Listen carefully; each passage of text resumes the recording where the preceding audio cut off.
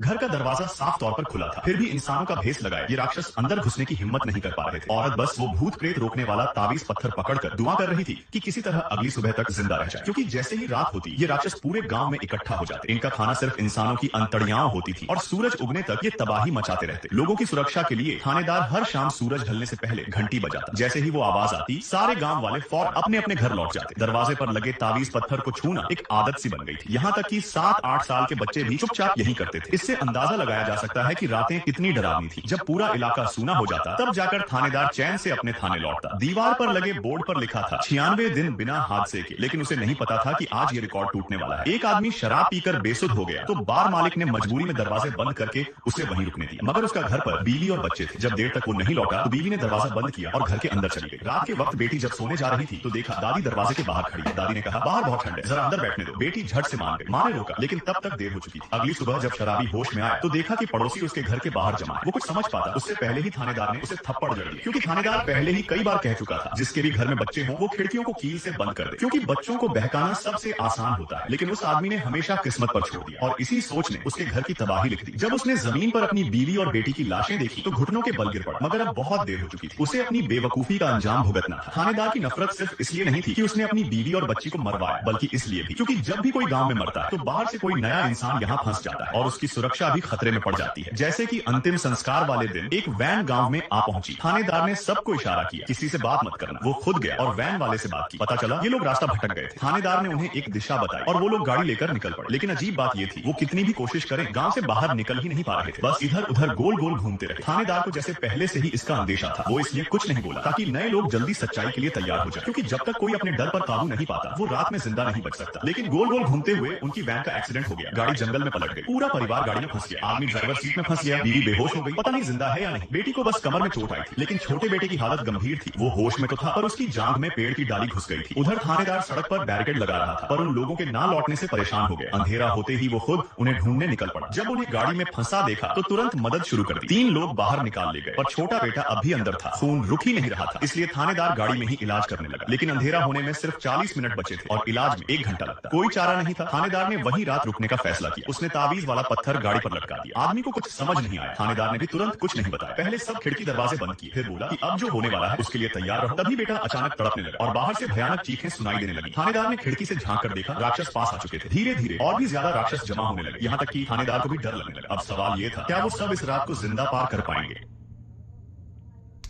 गाड़ी कब